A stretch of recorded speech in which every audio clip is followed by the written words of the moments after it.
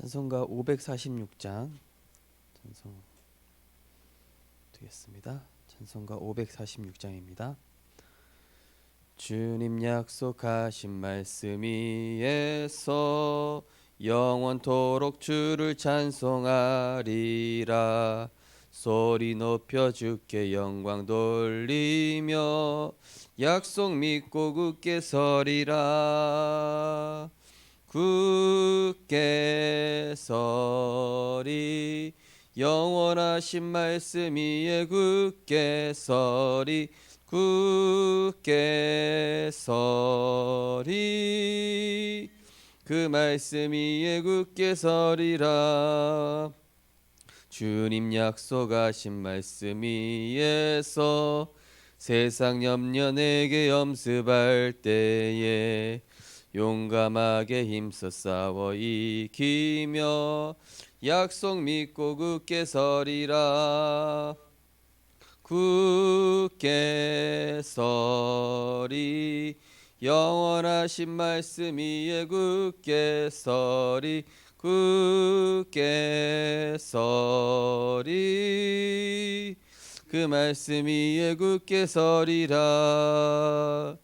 주님 약속하신 말씀 위에서 영원하신 주의 사랑 힘입고 성령으로 힘써 싸워 이기며 약속 믿고 굳게 서리라. 굳게 서리 영원하신 말씀 위에 굳게 서리 굳게 서리 그 말씀 위에 굳게 서리라. 주님 약속하신 말씀 위에서 성령 인도하는 대로 행하며 주님 품에 항상 안식 얻으며 약속 믿고 굳게 서리라. 굳게 서리 영원하신 말씀 위에 굳게 서리 굳게 서리 그 말씀 위에 굳게 서리라. 아멘. 하나님 우리에게 복음 알게 하시고 그리스도 예수 안에서 하나님의 절대 언약 안에서 정말로 병든 시대에 그리스도 언약으로 참된 치유의 축복 누리게 하심을 감사드립니다.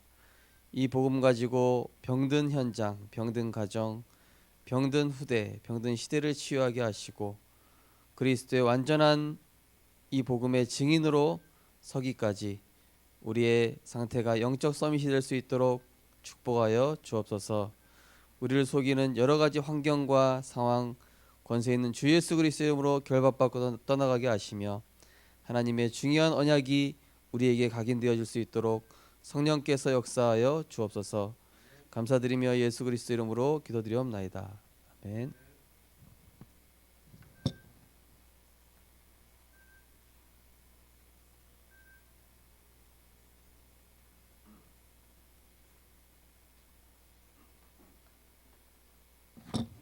하나님 말씀은 사도행전 16장 31절입니다.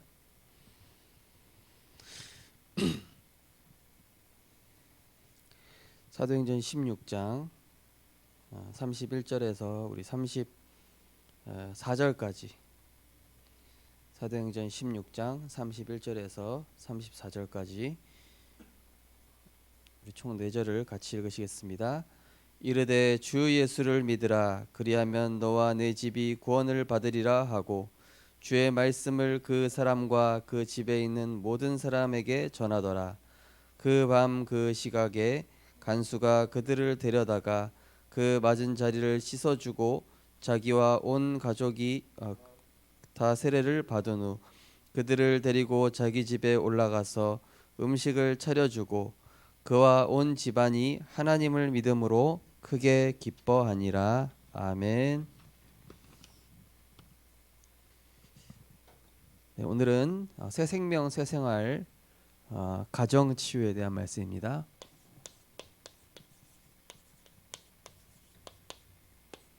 말씀은 사도행전 16장 31절에서 34절 말씀.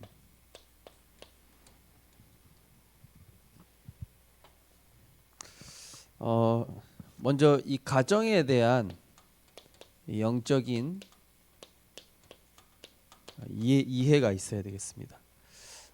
우리가 주일날 강단 말씀 나눈 것처럼 이 가정은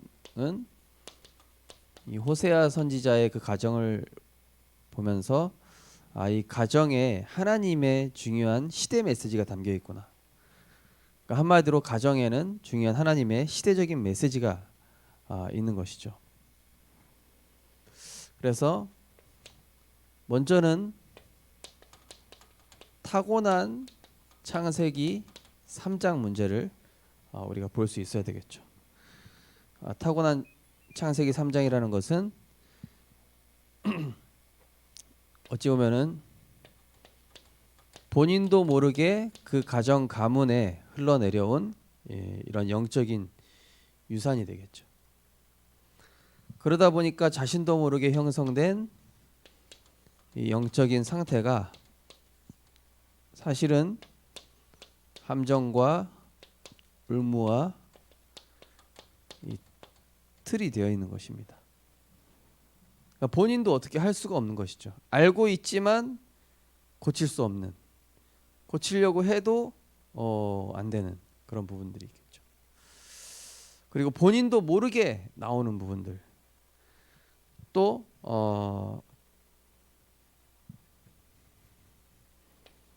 여러 가지가 있겠지만은 굉장한 이런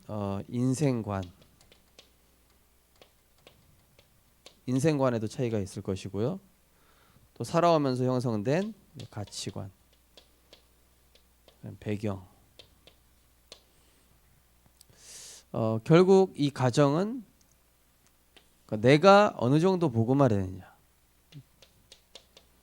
내가 복음화 되어지는 정도에 따라서 하나님께서 이제 가정의 영적인 흐름들을 이제 바꿔 가시는 것이죠.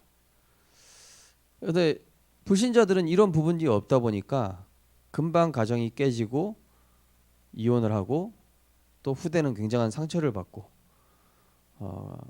서로의 이런 입장 차라든지 이런 부분들이 이제 소통이 안 되는 것이죠. 근데 이것은 어찌 보면은 이제 시대의 문제는 이 시대의 문제고 237개 나라의 문제고 가장 이 치유가 필요한 현장입니다. 그리고 여기에는 렘넌트가 있죠. 그래서 이 가정 사역이 굉장히 중요한 사역입니다. 그래서 많은 이 사역자들도 사실은 이 가정에서 많은 부분들이 사실은 드러나게 되죠. 자, 가정에서 일어나는 이런 갈등이 있습니다. 가정에서 일어나는 갈등. 이제 지나고 나보면은 이 가정에서 일어나는 모든 갈등들은 이제 전도의 자료가 되기도 하고 증거거리가 되기도 하는데요. 결국에는 이 가정에서 이 소통에 문제가 있지 않습니까? 그죠? 그리고 굉장한 이런 또 선입견, 그리고 이런 종교, 이런 부분들에 대한 갈등들이 있죠. 그래서 우리가 좀 이해해야 될 부분들이 여기 앞에도 조금 말씀드렸지만은 자라난 배경, 환경, 생각, 상처, 배움, 실패한 경험과 과거. 결국 뭡니까? 오늘도 제가 어떤 집사님을 다락방에 했지만은 나를 자꾸 건드리는 이 사탄의 통로가 있고 또 상대방을 자꾸 건드리는 이 사탄의 통로가 있습니다. 예를 들면은 아내가 자꾸 남편을 무시해요. 그러면은 남편이 입장에서는 굉장히 이 자존감을 떨어뜨리고 상처를 받게 되죠. 아내는 그냥 생각 없이 말할 수도 있어요. 또 그게 정반대일 수도 있습니다. 남편이 아내를 막 그렇게 한다든지요. 어떤 이 각자마다 사탄의 통로가 되는 부분이 다 있습니다. 그게 자존심일 수도 있고, 그게 어떤 특정한 어떤 그 사람만의 상처일 수도 있는데, 이 부분을 건드릴 때마다 우리 가정에 사단이 틈타는구나. 어떤 분은 배움에 대한 상처가 있을 수 있잖아요. 뭐 예를 들어서 남편은 높은 학력을 가지고 있는데 아내들은 분은 뭐 학력이 그렇게 높지 않다든지, 그러다 보면 또 막 비교 의식이 또 될 수도 있고, 그런 걸 가지고 또 싸우게 될 수도 있고. 어쨌든 우리가 복음 가지고 있기 때문에 어떤 부분이 사탄의 통로가 되는가를 우리가 파악하고, 이 부분을 복음으로 넘어서고 치유하는 그러한 결국 복음으로 결론 내는 것이죠. 이 부분이 굉장히 사단의 통로지만은 이 부분에 대해서 사실 현장에 많은 사람들이 무너지고 있구나. 그래서 하나님 나에게 먼저 경험하게 하시고 보여주시고, 그래서 내가 이 부분을 그리스도로 끝냄으로 말미암아 실제 이 문제로 무너진 가정들을 살릴 수 있겠구나. 하나님 답을 주시는 것이죠. 그래서 이 가정은 어찌 보면은 나의 영적 상태가 가장 적나라하게 드러나는 현장이죠. 그죠? 나의 영적 상태가 밖에서는 포장이라도 하잖아요. 근데 가정은 보통 오면은 내 영적 문제 그대로 드러나는 데가 가정이에요.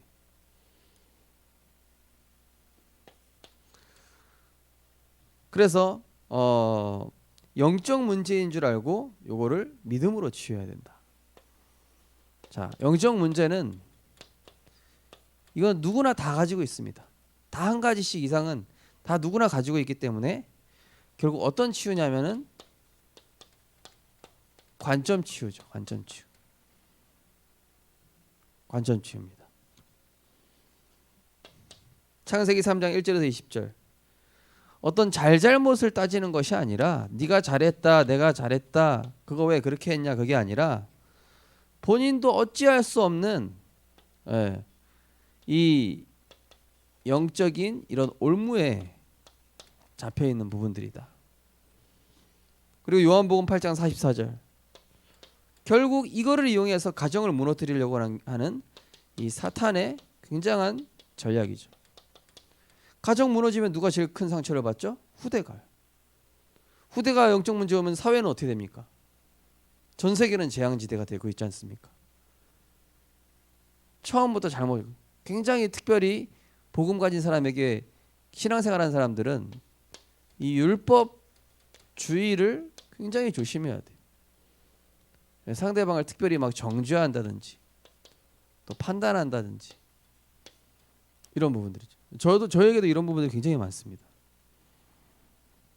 사탄의 전략, 결국 가정이 이 무너지도록 분열을 일으키는 것이 이게 결국 사단이 원하는 것이죠. 그래서 베드로전서 5장 7절 8절 근신하라 깨어라. 무슨 얘기입니까?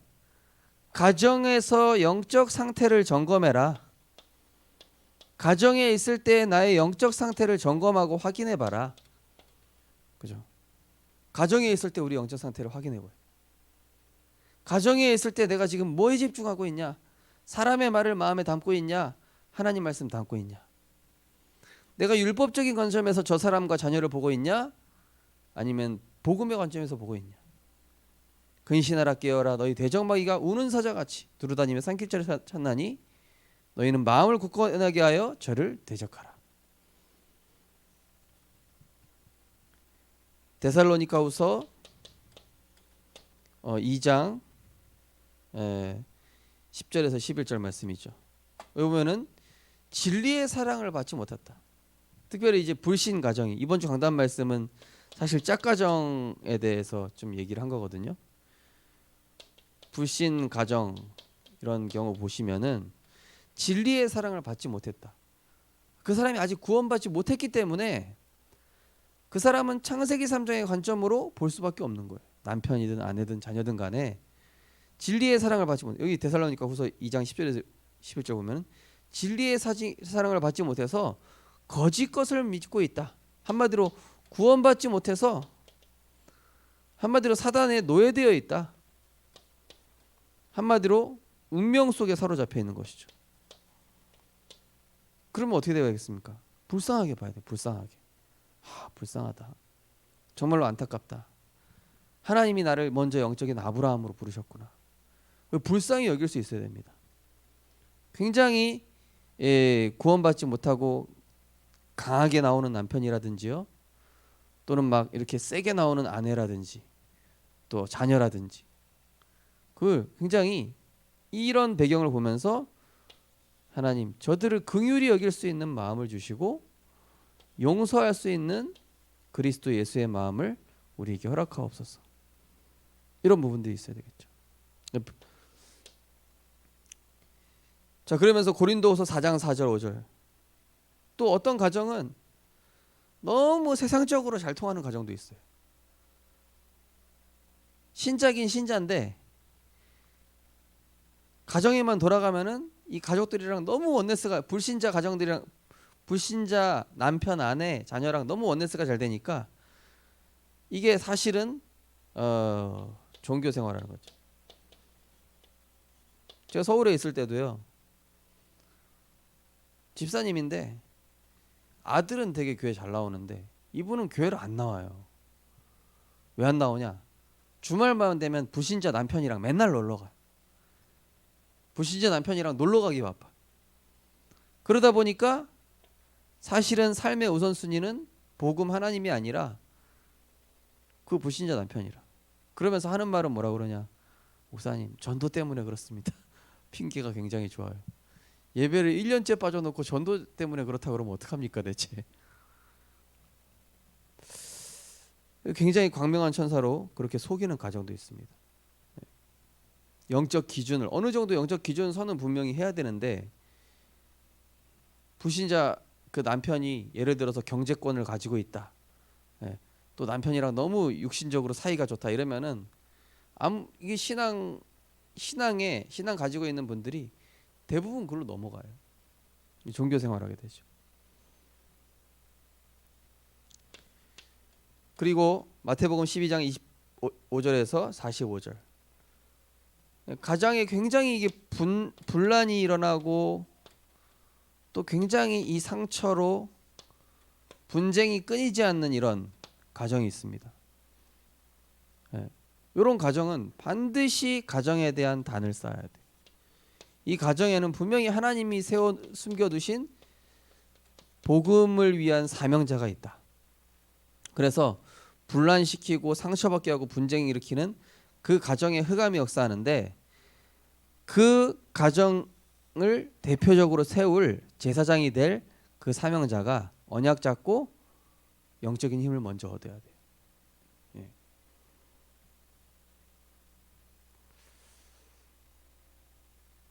제가 강원도에 있을 때도 어떤 나중에는 이제 뭐 세 자매 권사님이 다 교회 오시게 됐지만은 엄청난 분쟁과 상처와 이게 끊이지가 않았었어요. 근데 결국에는 제일 맞이 언니가 이제 언니 되는 권사님께서, 그래, 내가 언약 붙잡고 내가 먼저 미안하다 그러자. 동생들 이해하고 용서하고, 그리고 복음 안에서 이제 품기 시작하니까 한 명 한 명 상처가 치유되다가 나중에는 그 중에 좀 신학생이 한 명 나왔어요. RTS. 그러니까 흑암이 무너져 버리니까 실제로 하나님께서는 그런 큰 문도 여시더라고요. 에베소 6장 10절에서 20절, 한마디로 이 가정은 영적 전쟁터다. 영적 전쟁터다. 에베소 6장 10절에서 20절, 그렇죠? 하나님의 전신갑주를 입어야 되는, 영적 긴장감을 항상 가지고 있어야 되는 영적 전쟁터. 가정, 물론 평안하게 쉬기도 하겠지만 사단이 가장 잘 무너뜨리는 장소이기 때문에 영적 전쟁터라는 것이죠. 시간이 걸리거나 배우자가 치유 안 될 가능성도 있다. 그때 이 영적 사실을 알고 이해하고 도우면 하나님의 큰 계획과 축복이 이루어진다. 결국 문제 해결이 있든 없든, 해결이 되든 안 되든 중요한 것은 하나님의 중요한 계획과 축복이 숨겨져 있다는 것이죠. 자, 이 호세아 가정은 결국 뭐였습니까? 호세아 아내 고멜이랑 음란한 아내랑 결혼해서 음란한 자녀를 낳고 뭐죠? 사역자 자신 치유를 얘기하는 거예요. 하나님께서는 결국 이 호세아를 세우신 거예요. 다윗 왕과 사울 왕의 딸들, 이것을 이해한 다윗이 큰 축복을 받았다 그래요. 한마디로 가정, 가문, 배경을 이해하라.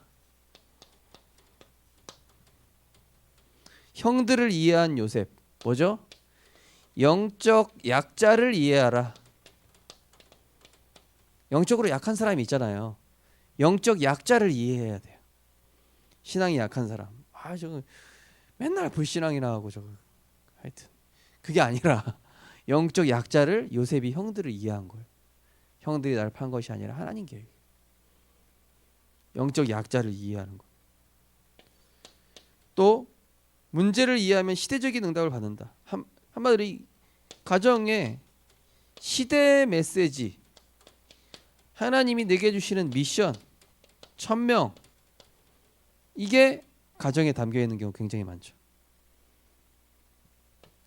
저도 저희 가정 가문 보면서 치유 목회 이 언약 붙잡았거든요. 저는 우리 가정의 이런 상황과 문제들을, 여러 가지 사건들을 시대 메시지로 봤습니다. 그래서 저는 그거에 대한 제 인생의 이유와 하나님 나를 부르신 목적 붙잡았거든요. 가정의 영적 문제를 알고 희생하면 큰 증인, 결국에는 하나님이 우리를 증인으로. 왜요? 내가 겪고 있는 문제, 우리 가정의 문제는 237의 문제이기 때문에, 그죠? 증인으로 세우실.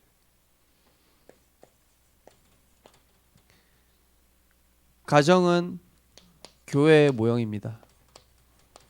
창세기 1장 26절에 31절.